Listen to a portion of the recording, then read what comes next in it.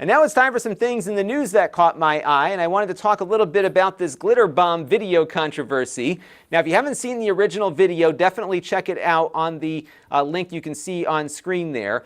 Basically, what happened here is a former NASA engineer had a package stolen off of his front porch, and being that he is an engineer, he figured that he would create some way to get back at these people that did it to him.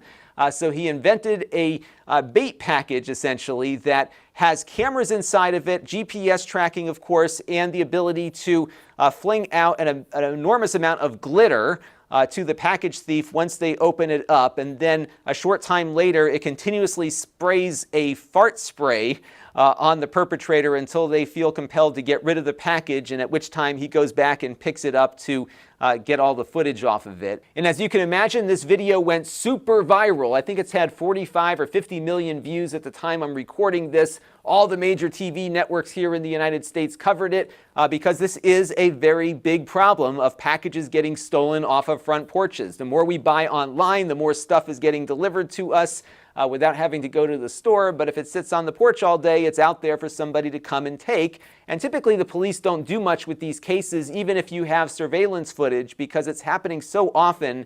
It's hard for them to direct the resources to deal with this issue. So this was kind of a vigilante justice here for people that have ever had to deal with this problem, which is probably why it was so popular. Now, what struck me, though, about this video was how often the package was getting stolen. They had 5 different instances where somebody took the package and got sprayed with farts and glitter. And these were not the same people. There were different people stealing the package off this guy's front porch, presumably. And I was thinking, what's going on in this guy's neighborhood that you've got this rampant package theft going on and the police are completely oblivious to it or don't want to deal with it? You would think if it was that bad, they would at least set up a sting every once in a while to tamp down the crime and make it so people were aware that perhaps the police are actually watching here. And as it turns out, the package was not just stolen off of his front porch, but he had brought it somewhere else. And there was a great article in Gizmodo here that kind of details some amateur sleuthing being done by folks on the internet who found that this story just didn't quite stack up, that this package was stolen just so many times from this one particular area.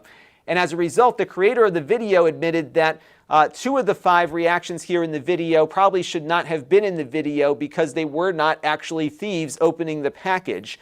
What happened was that he offered a friend of a friend compensation if the package was stolen from his front porch, the friend of a friend's porch, and then successfully recovered. So in other words, if the package sat there and didn't get stolen, he wouldn't get paid. But if it did get stolen and then they could go out and recover the package successfully after it deployed fart and glitter, then he would pay the person for that activity. And you can imagine that if you were that person and package theft doesn't seem to happen all that often in your neighborhood, maybe you would compel some friends to steal the package and get sprayed with glitter and fart for a little bit to get a piece of the action here. And given the popularity of this video, it's probably made him a lot of money. So I'm not sure exactly what he offered to pay these people, but I would imagine it wasn't chump change. He probably offered a good amount of money to have this occur. Maybe he didn't think the person would commit some kind of fraud in order to get this money from him, but nonetheless, it happened. It made its way into the video, and I was watching this thinking, you know, I understand this is an entertainment thing. The guy's an engineer. The package is legit. He really put a lot of good work into this thing, but we as creators, I think, need to hold ourselves to a higher standard than even the regular mainstream media holds itself to.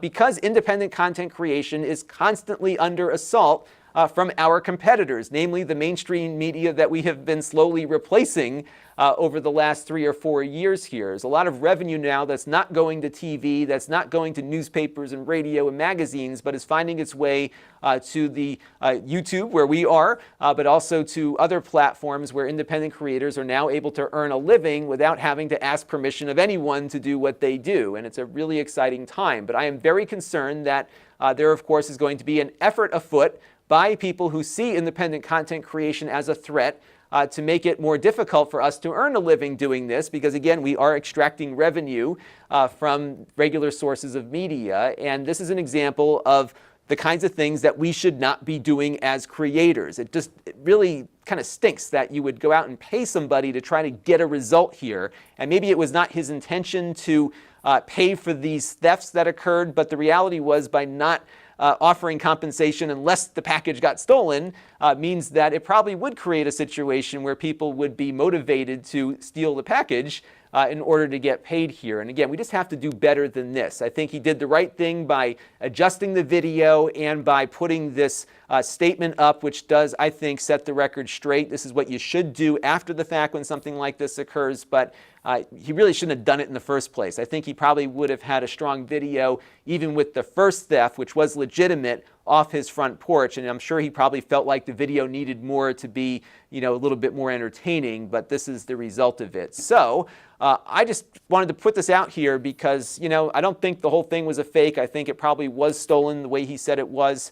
But again, you can't start doing this kind of unethical stuff in the chase of views and attention and growth, because it really devalues the entire platform, including those of us who are trying to do it the right way. Now, there was one other thing buried in this Gizmodo story about this incident that really intrigued me. Apparently, YouTube allowed him to upload a new version of the video to the same page. So he didn't lose any of his momentum insofar as views and algorithm placement were concerned. They actually allowed a swap out. Marcus Brownlee discovered Google doing that with one of their own videos a little bit earlier in the week with the Pixel 3 as well. So apparently there is some way to swap out a video on YouTube if you've got something big enough on the platform. But again, this is the kind of stuff that drives me crazy, that you've got, not necessarily fraud here, but something that wasn't done above board, and there's really no penalty for it for people that are large enough. And meanwhile, folks like you and me who make a mistake in a video and already have a lot of traffic on it have to just get rid of all of it, delete the video, and re-upload again. So I would love to see this feature get brought down to the rest of us masses, because I'm sure many of you would love to be able to replace a video every once in a while after it's gotten some traction. This channel is brought to you by the Lon.TV supporters, including gold level supporters Chris Allegretta, the Four Guys with Quarters podcast, Tom Albrecht, and Kalyan Kumar.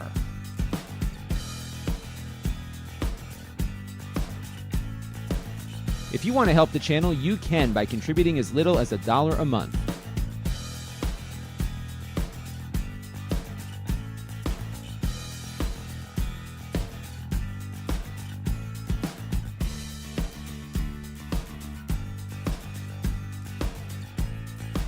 Head over to lon.tv/support to learn more.